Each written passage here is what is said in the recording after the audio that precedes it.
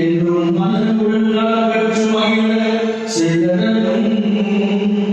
என்றென்றும் கன்னியாய் மாட்சிமை நிறைந்த உயிராயாவே பரிந்துரையாய் இன்றைய துயரங்களில் இன்று விடுதலை பெறவும் நிலையான பேரின்பத்தை உயிர்வுணரவும் எங்களுக்கு அருளினாலே உம்மோடு தூய ஆவியாய் ஒன்றிற்கு இறைவனாய் என்று வாழ்ந்து ஆட்சி செய்கின்ற உம் திருமகனாய் இயேசு கிறிஸ்து வழியாக உம்மை மன்றாடுகின்றோம்.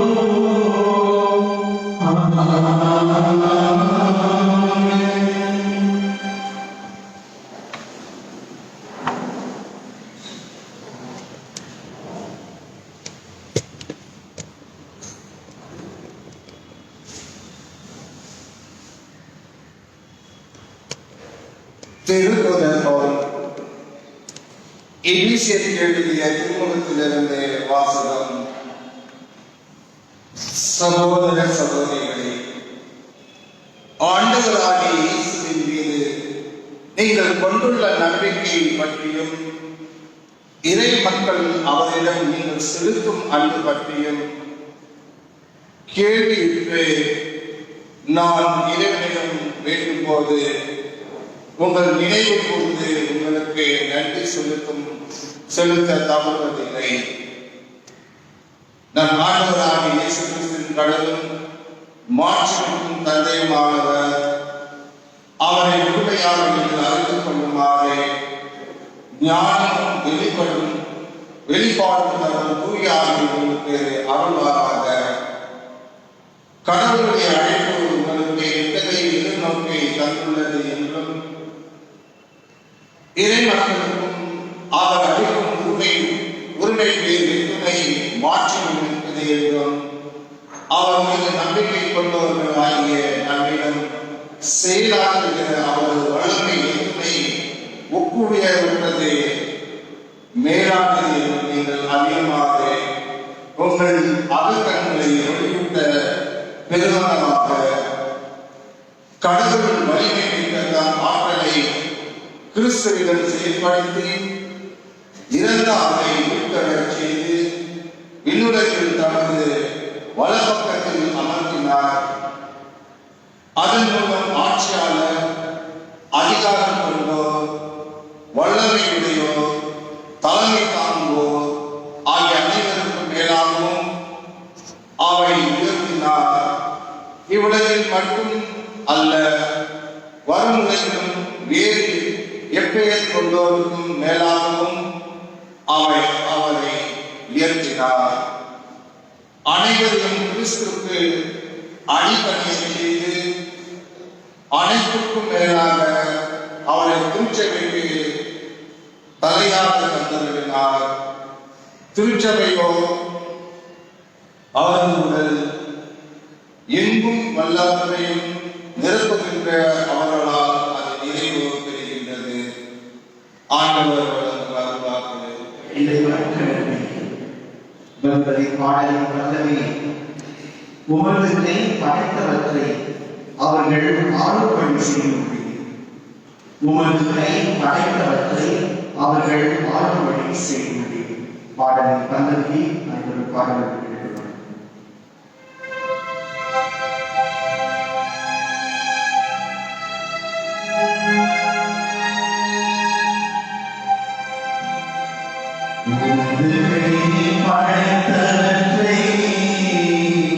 அவர்கள் ஆளுபடி செய்துள்ளே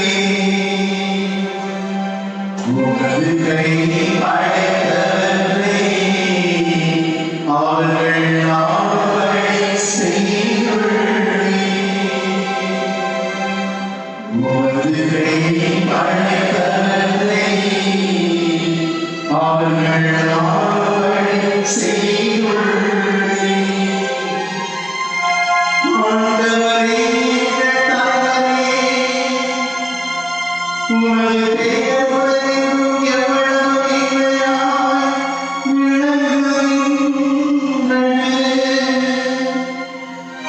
உமது வாக்கை வானங்களுக்கு நேராகவும் உயர்வுள்ளது.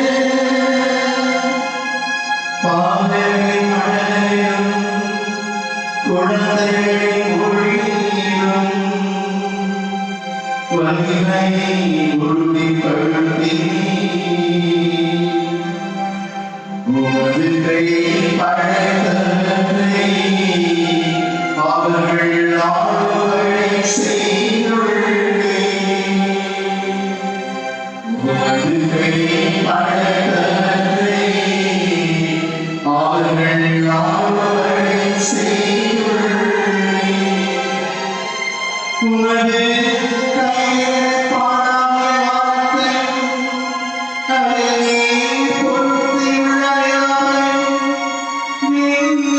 நீங்களெல்லாம் ஒப்பும்போது மனிதனை நீரைக் கொள்வதற்கு அவர்கள் யார்? மனித பிறவிகளை நீர் ஒரு பொருட்டாவது எண்ணுவதற்கு அவர்கள் இம்மாத்திரம்.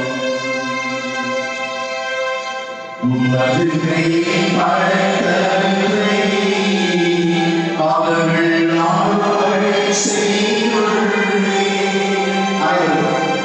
உமது கையை படைத்தவரை அவர்கள் ஆளுகை செய்துள்ளே. ஆயினும் அவர்களை கடவுளாகிய உமக்கே சற்றே சிறியவராக்கியுள்ளே. மாற்றியையும் மேன்மையையும் அவர்களுக்கு உடையாக சூட்டியுள்ளே. உமது கை படைத்தவற்றை அவர்கள் ஆளுகை செய்துள்ளே. எல்லாவற்றையும் அவர்கள் பாதங்களுக்கு கீழ்ப்படுத்தியுள்ளே. உமது கையை படைத்தவற்றை அவர்கள் ஆளுகை செய்துள்ளே. உமது கையை படைத்தவற்றை அவர்கள் ஆளுகை செய்துள்ளே.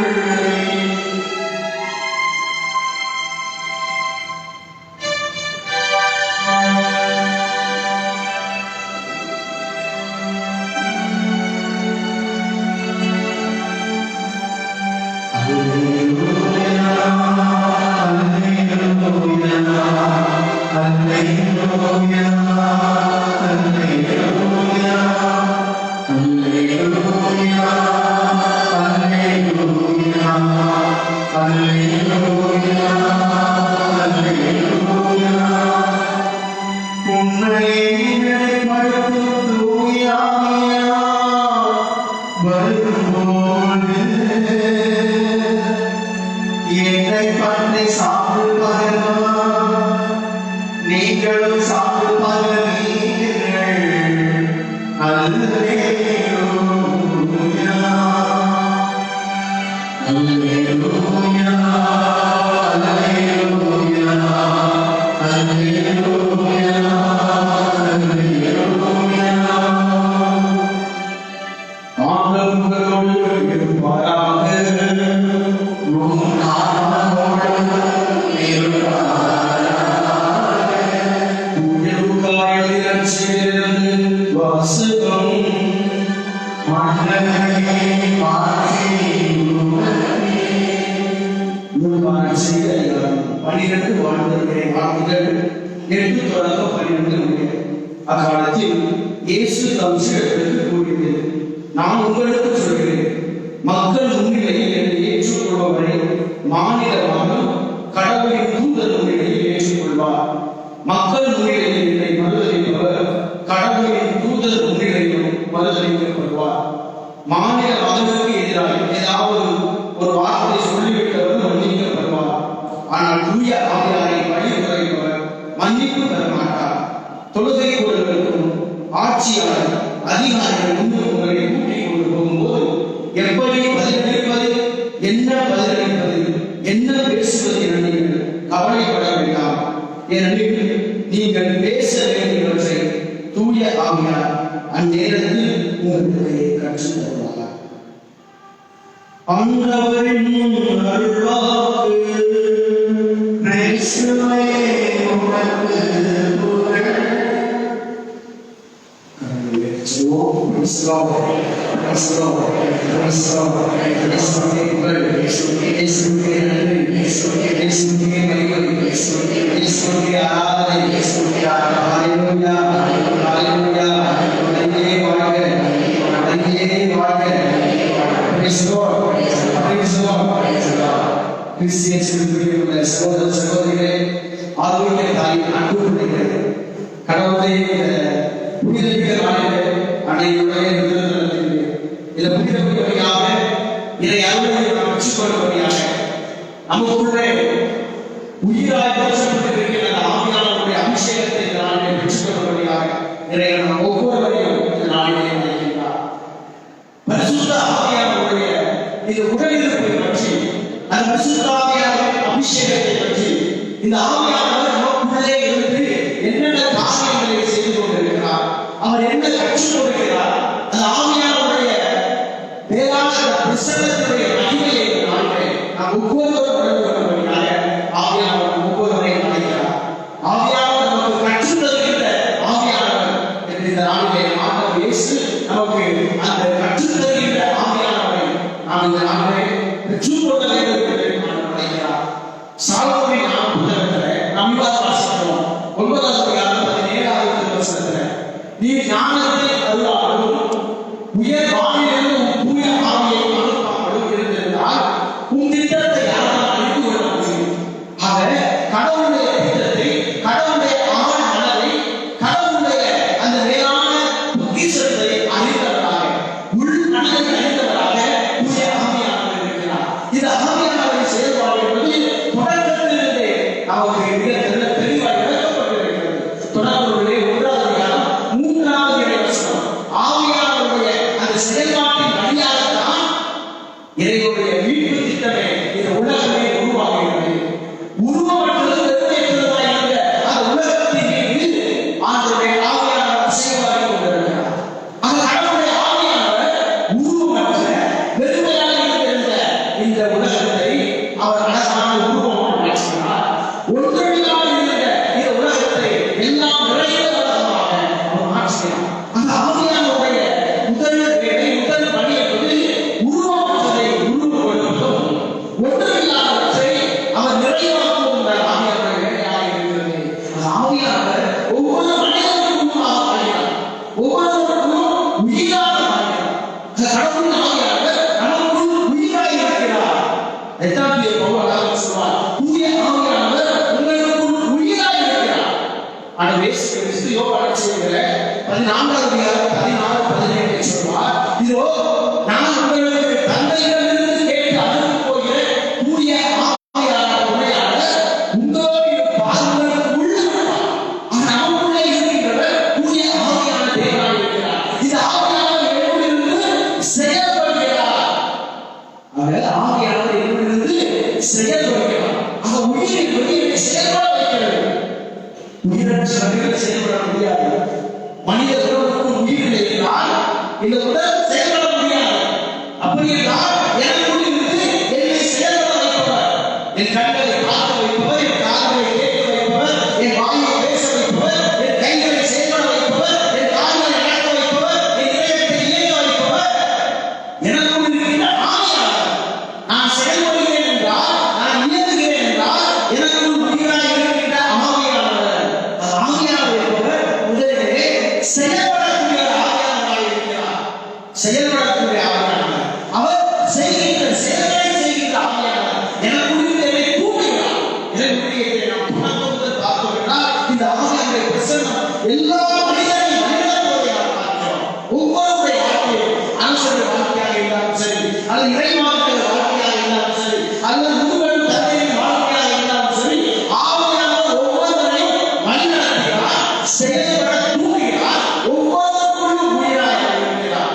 தானியேல் புத்தகம் 2வது அதிகாரம் 45வது வசனத்துல நாம் ஒரு அழகான ஒரு நிகழ்ச்சியை காண்கிறோம். அதாவது சூசன்னா என்ற அந்த ஒரு உயிரிழந்த பெண்ணை பற்றி நாம் வாசிக்கிறோம். அழகு நிறைந்தவர், அவன் மீது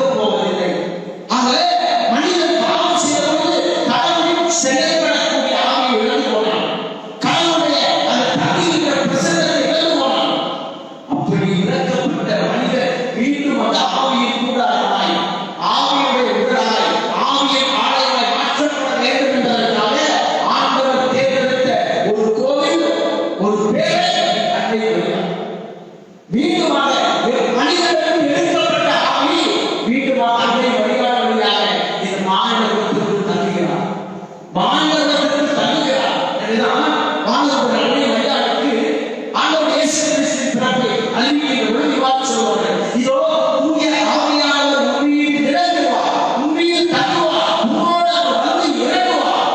உன் வயிற்றினுள்ளே தூய ஆவியானவர் கருவாய் மாறுவார். தூய ஆவியானவர் வார்த்தையான தேவன் மறுவார். மனித உணர்வுத்தார். ஆக மனிதர்களுக்கு எடுக்கப்பட்ட ஆவியினுடைய ஆலயமாய் அன்னை மரியாள் தன்னை மாற்றிக் கொண்டார். மீண்டுமாக மனிதர்களுக்கு எடுக்கப்பட்ட ஆவியானவர் ஆண்டவர்களுக்கு மீண்டுமாக மனித குலத்திற்கு அன்னை மரியாள் வழியாக கொடுக்கப்பட்டார். அன்னை மரியாள் வழியாக கொடுக்கப்பட்டார். எனவேதான் அன்னை மரியாளின் பிரசன்னம் ஆவியானவரை கொடுக்கின்ற பிரசன்னமாக இருந்தது. எலிசபெத்தை சந்தித்த பொழுது அன்னை மரியாள் இருந்த அந்த ஆவியானவர் எலிசபெத்தின் வயிற்றிலிருந்த குழந்தை அபிஷேகம் செய்தார். அன்னை மரியாளுடைய பிரசன்னத்தை பாருங்கள். அன்னை மரியாளுடைய வாழ்வுரை வயிற்றிலிருந்த குழந்தைக்கு அபிஷேகத்தை கொடுத்தது.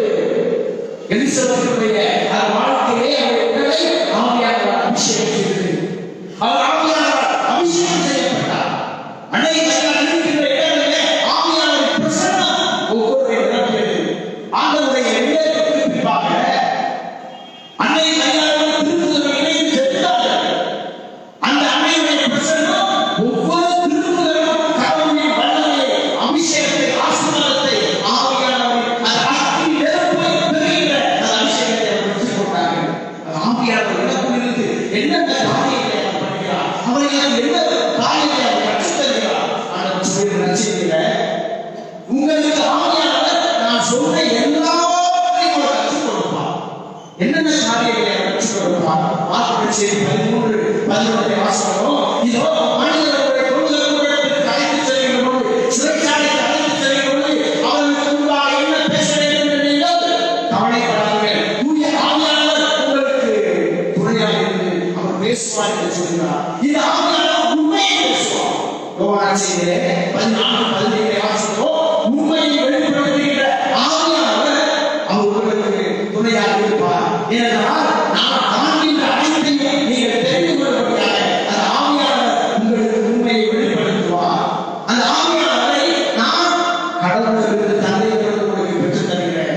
யோவான் 14:26 ஆண்டவர் சொல்வார், என் பெயரால் தந்தையிலிருந்து நான் அனுப்பப் போகிற தூய ஆவியானவர் துணையாளர் உங்களுக்கு நான் கூறிய அனைத்தையும் நினைவூட்டுவார், கற்றுத் தருவார், நினைவுபடுத்துவார்.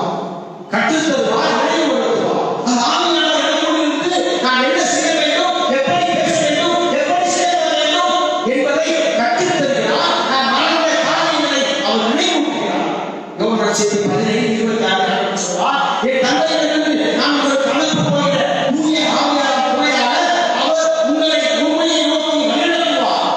அவர் தாமாக எதையும் பேச மாட்டார். என்னிடமிருந்து கேட்டவற்றை பேசுவார், வரப்போகிறவற்றை உங்களுக்கு அறிவிப்பார்.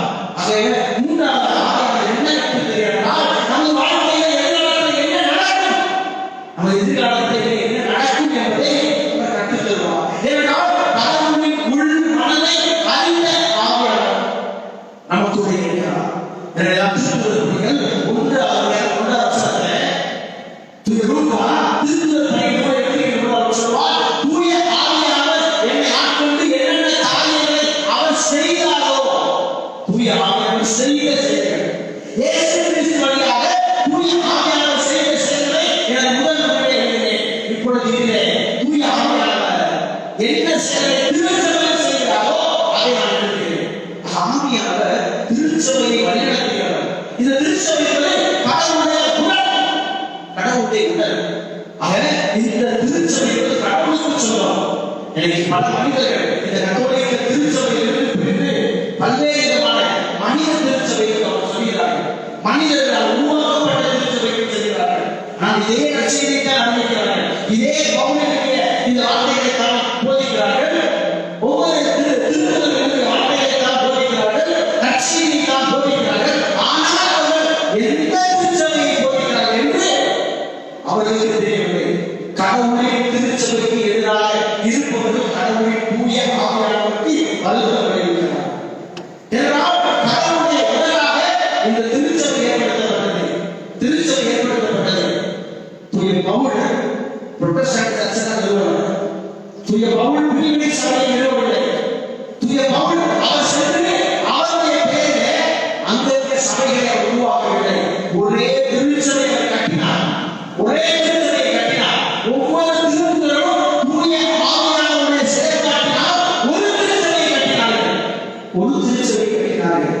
அந்த திருச்சபைக்கு பங்கு விளைவிக்கும். தூய ஆவிக்கு எதிரான ஆக என்னுடைய முதல் வருஷத்திற்கு பவுல் சொல்வதை போல திருச்சபை கடவுளின் உடல். இந்த திருச்சபை விட்டு விலகியவர்கள் தங்கள் கைகளை தாங்களே வெட்டி கொண்டதற்கு சமம், தங்கள் கால்களை தாங்களே வெட்டி கொண்டதற்கு சமம், தங்கள் தலையை தாங்களே வெட்டி கொண்டதற்கு சமம். என்றால் நாம் எல்லோரும் ஒரே இரத்தத்திலே ஒரே அப்பத்திலே பங்கு பெறுகிறோம். ஒரே தூய ஆவியானவர் நம்மை கிறிஸ்துவின் திருச்சபையிலே பங்காளராக மாற்றியிருக்கிறார். ஆவியானவரிடத்திலே பிரிவினை இல்லை. எங்கு பிரிவினை இருக்கிறதோ அங்கு ஆவியானவர் இல்லை, இருப்பதில்லை, செயல்படுவதில்லை. பவுல் அழகான இந்த காரியங்களை பற்றி மிக தெளிவாக சொல்லுவான். நாம் அறிவித்த இந்த நற்செய்தியை விட வேறு ஒரு நற்செய்தியோ அல்லது நாம் உங்களுக்கு கூடிய இந்த தூய ஆவியானவரின் அபிஷேகத்தை விட வேறு ஒரு அபிஷேகத்தையோ வேறு எவராலும் உங்களுக்கு போதித்தால் அவர்கள் சபிக்கப்படுகிறார். அவர் வானத்தின் தூதராக இருந்தாலும் சபிக்கப்படுகிறார் என்று சொல்லுவார். காரணம் என்ன என்றால் அறிவுமலாக சொல்லுவார்.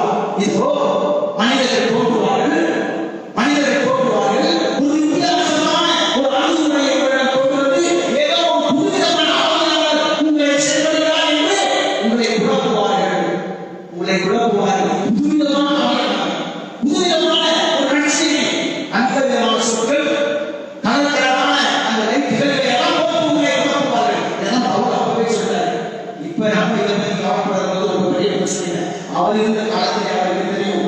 சொன்னாரு, நான் போனதுக்காக உங்களிடையே ஓனாயிருக்கும். ஆவியானவர் நம்மை ஒற்றுமையின் ஆவியானவராக இருக்கிறார். ஆவியானவரின் பெயரை வைத்து எங்கெல்லாம் பிரிவினை நடக்கிறதோ அவைகள் ஆவிக்குரிய சபைகள் அல்ல. ஆவிக்குரிய இடங்கள் அல்ல. கடவுளுக்குரிய திருச்சபை அல்ல. மனிதர்கள் உண்டாக்கிய மனிதர்களின் பெயரை கொண்ட திருச்சபை. ஒவ்வொரு மனிதரும் தனிப்பட்ட திருச்சபை கட்டுகிறார்கள்.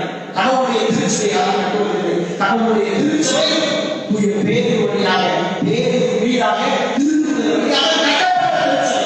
அந்த திருத்துதல் வழியாக வந்தவர்கள் தான் திருத்துதல் வழியாக வந்தவர்கள் தான் இந்த திருத்தலை வழியாக வந்த ஆயர்கள், குருக்கள். இவைதான் திருச்சபை, இவைதான் கடவுள் கட்டிய திருச்சபை, இவைதான் ஆவியானவர் நமக்கு கட்சி தருகிற திருச்சபை. இந்த ஆவியானவர் நமக்குள்ளே செயல்பட்டு நாம் நேர் என்ன, நீ என்ன என்பதை அறிந்து கொள்வதற்காக அவர் நமக்குள்ளே இருக்கிறார். பாவம் என்றால் என்ன, தண்டனை என்றால் என்ன, நீதி தீர்ப்பு என்றால் என்ன என்று நமக்குள்ளே கற்றுத் தருகிறார். யோவான் நற்செய்தி 14:17 வாசிக்கிறோம். அது ஆவியானவர் எனக்கு பாவத்தையும் தண்டனையும் நீதியையும் நேர்மையும் தாழ்மையும் இரக்கத்தையும் அவர் கற்றுத் தருகிறார். இது ஆவியானவர் கடவுளுடைய ஆழ்மனதை அறிந்தவராக இருந்து எனக்காக அவர் செபிக்கிறார். ஆவியானவருடைய வல்லமையை பாருங்கள். நான் செபிக்க முடியாத பொழுது, எனது வார்த்தையிலே எனது வாயிலே வார்த்தைகள் வராத பொழுது ஆவியானவர் எனது உள்ளத்தில் இருக்கின்ற ஜெபத்தை புரிந்து கொண்டு அவர் எனக்காக செபிக்கிறார். பெருமூச்சோடு செபிக்கிறார். தன்னையிடம் பரிந்து பேசுகின்றார். ஆவியானவராக இருக்கிறார். அந்த ஆவியானவரின் அபிஷேகத்திலே நாம் ஒவ்வொரு வாழ்வதற்காக நாம் அழைக்கப்பட்டிருக்கிறோம். எனவே தூய ஆவியானவருக்கு வருத்தம் விளைவிக்காதீர்கள். அங்கு இங்கு ஓடி ஆவியானவருக்கு வருத்தம் விளைவிக்காதீர்கள். ஆவியானவர் செயல்பாட்டை தவிர்க்காதீர்கள். எனவே ஆவியானவர் தருகின்ற இந்த அபிஷேகித்த வார்த்தைகளை நாம் பெற்றுக்கொள்வோம். ஆவியானவருடைய வாழ்க்கை வாழ்வோம். இதை திருச்சபைக்கு என்றென்றும் நாம் பிரமாணிக்கிறவர்களாக வாழ்வோம். அன்னையுடைய பிள்ளைகள் ஆவியுடைய அபிஷேகத்தை பெற்ற பிள்ளைகள். அன்னையுடைய இருக்கின்ற இடங்கள் எல்லாம் ஆண்டவருடைய பிரசன்னம் இருக்கும். ஆண்டவர் இருக்கின்ற இடத்துல அன்னையுடைய பிரசன்னம் நிச்சயம் இருக்கும். அன்னையுடன் வாருங்கள். அவன் மகன் இயேசுவிடம் அவர் அழைத்துச் செல்வார். இயேசுவிடம் செல்லுங்கள். அவர் தன் தாயிடம் அழைத்து வருவார். அந்த தாயின் பரிசுத்தமான பிரசனத்திலே, அந்த தாயினுடைய வேளாண் மன்றாட்டிலே நம் வாழ்க்கையை எல்லா இடங்களையும் பெற இந்த திருப்பணிகளை தொடர்ந்து செய்வோம். இறைவன் ஒவ்வொருவரையும் அன்புதாய் நடைபெறுவதாக ஆவியானவர் அபிஷேகிப்பாராக. ஆமென்.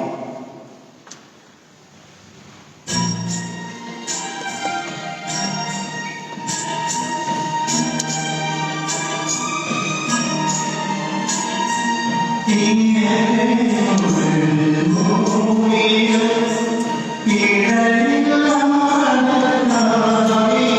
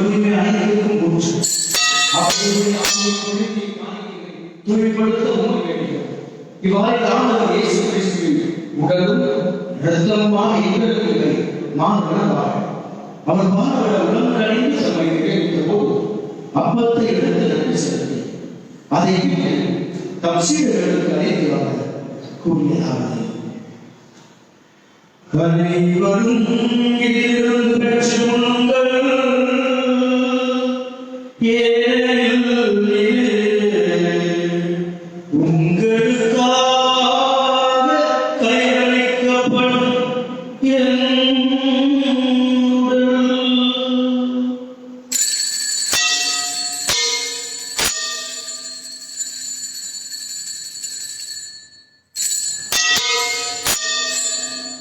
அவனை ஏற்படுவதை பெண் கிண்ணத்தை கொடுத்து மீண்டும் போது நன்றி தப்சீர்களுக்கு அழைத்து கூறியதாவது அனைவரும் பெற்று பருங்கள்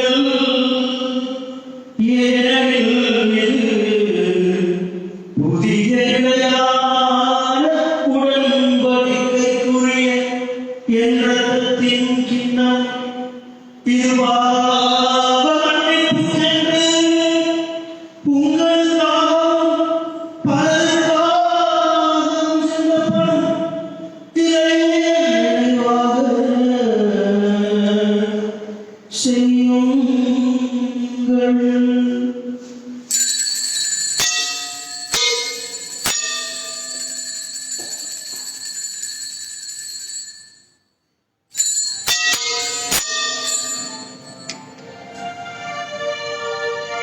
நம்பிக்கையின் வரைபொருள்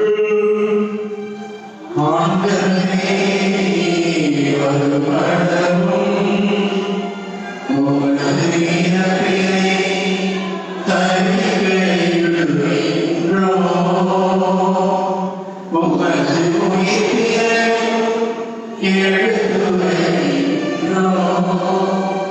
ஆகவே ஆண்டவரே நாங்கள் கிறிஸ்துவின் இறப்பினை உயிர்ப்பினை போது வாழ்வதன் மாபத்தை மீட்பளிக்கும் எண்ணத்தை ஒப்புக் கொடுக்கின்றோம்.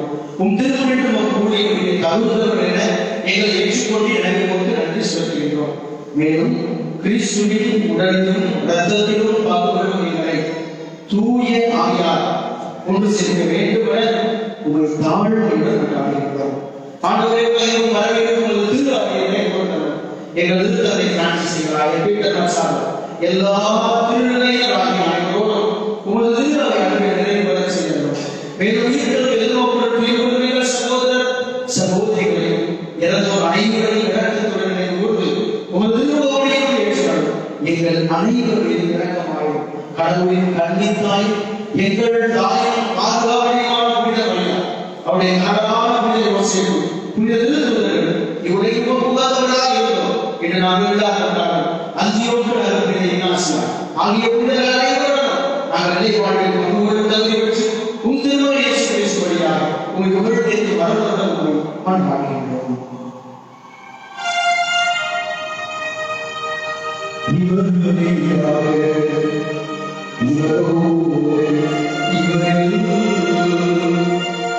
எல்லா இறைவனாகிய தந்தையே தூய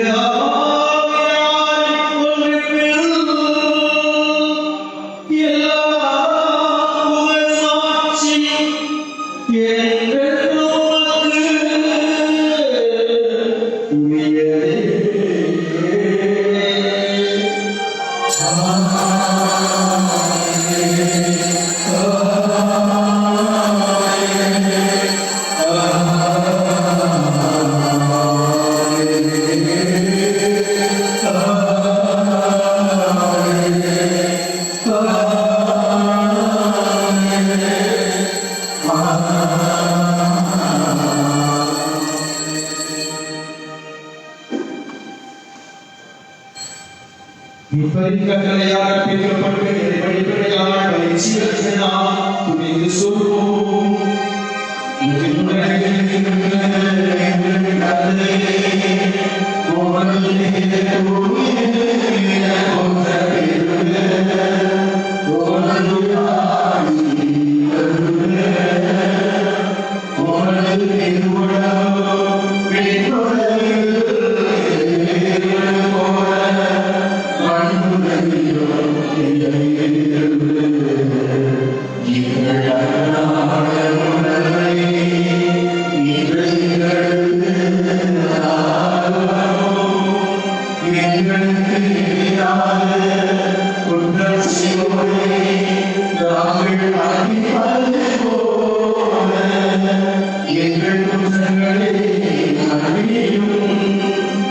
எங்களை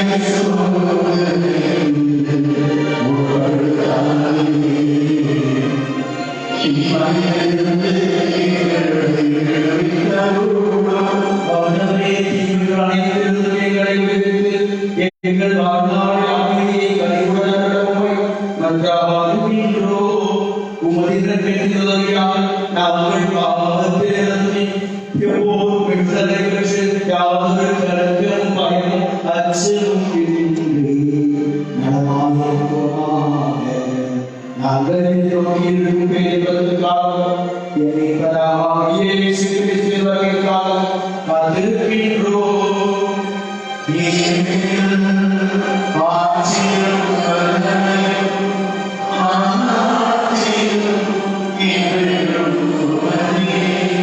ஆண்டவரே இயேசு கிறிஸ்துவே, அமைதியை உங்களுக்கு விட்டுச் செல்கிறேன், என் அமைதியை உங்களுக்கு அளிக்கின்றேன் என்று உம் திருத்தூதர்களுக்கு மொழிந்தீரே.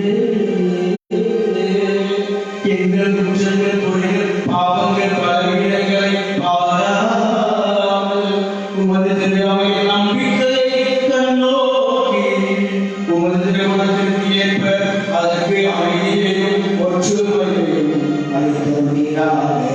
என்றென்றும் வாழ்ந்து ஆட்சி செய்கின்றவர் நீரே.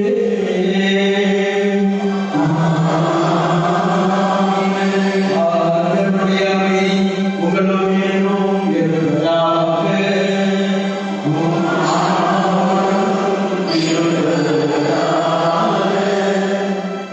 ஒருவர் இயேசு கிறிஸ்து கொடுத்த அமைதியை மற்றவரோடு மகிழ்ச்சியோடு பகிர்ந்து கொள்வது கிறிஸ்துவின் அமைதி.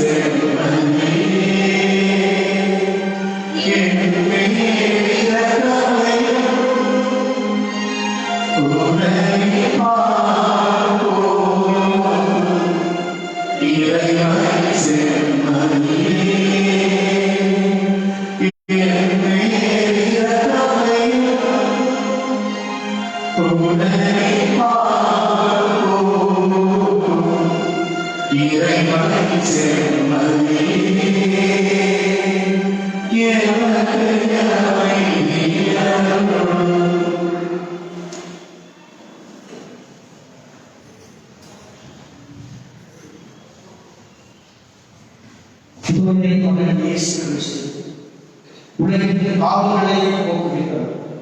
இந்த சபையிலிருந்து அழைக்கப்பட்ட நாம் அனைவரும் வேறு பெற்றோர், ஆனால் மனதை விட்டு செல்கிறோம்.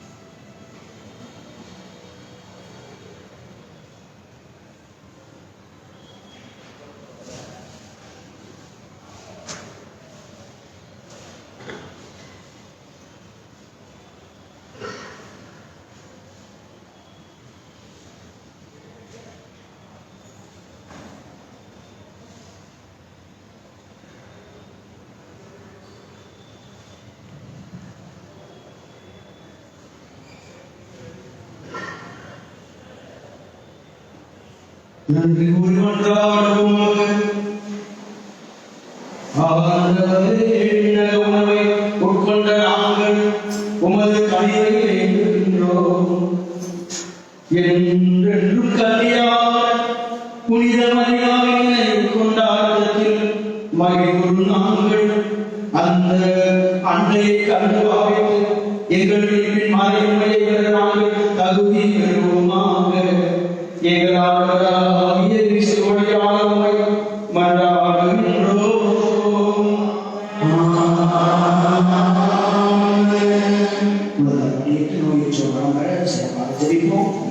மருத்துவமனையில் மருத்துவ இல்லங்களிலும் அவர்கள் சூழலில் நோய் இருக்கிறவர்கள் இந்த திருப்பதியிலே பங்கு கொள்ள முடியாத முதியோர்கள் அனைவருக்காகவும் இப்பொழுது நாம் கவனம் செலுத்துவோம். ஆண்டவரே, உங்கள் நாமம் உமது ஊழியரை வாழும் என் உண்டாக்கி ஆன்மாக்களுக்கு ஆனந்தம் நாங்கள் துன்பத்தின் நாம் தீமை அடைந்து உமது இடத்தில் நாம் விளையாடுபடி அற்புதமாக ஆண்டவராகிய இயேசு கிறிஸ்துவின் பெயரால் ஆமென். ஆண்டவராகிய இயேசு கிறிஸ்து உங்களை பாதுகாக்க உங்கள் நடுவில், உங்களை காப்பாற்ற உங்களுக்கும், உங்களுக்கு வழிகாட்ட உங்களுக்கு முன்னும், உங்களுக்கு காவலாயிருக்க உங்களுக்கு பின்னும், உங்களை ஆசீர்வதிக்க உங்கள் மீது இருப்பாராக. இறுதி ஆசீர்வாதம் இருப்போம்.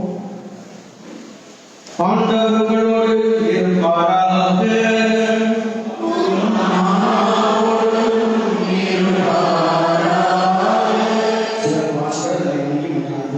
புனித கன்னிமரியாவின் பாதுகை பேச்சின் வழியாக மனித இனத்தை கனிவிரக்கத்துடன் வீட்டினத்திலுடன் கொண்ட இறைவன் தம் ஆசியால் உங்களை வளப்படுத்த திருவுளம் கொள்வாராக. அவர் வழியாக வாழ்வின் காரணை அடைய தகுதிபெற்ற நீங்கள் அன்னை மரியின் பாதுகாவலை என்றும் எப்பொழுதும் எங்கெங்கும் உணர்வீர்களாக.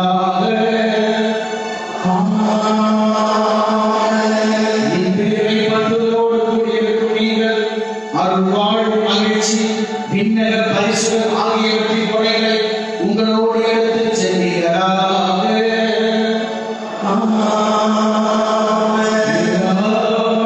இறைவன் தந்தை மகன் தூய ஆவியாரின் ஆசி உங்கள் மீது என்றென்றும் தங்கி உங்களை நிறைவாக ஆசீர்வதித்து வழிநடத்துவதாக.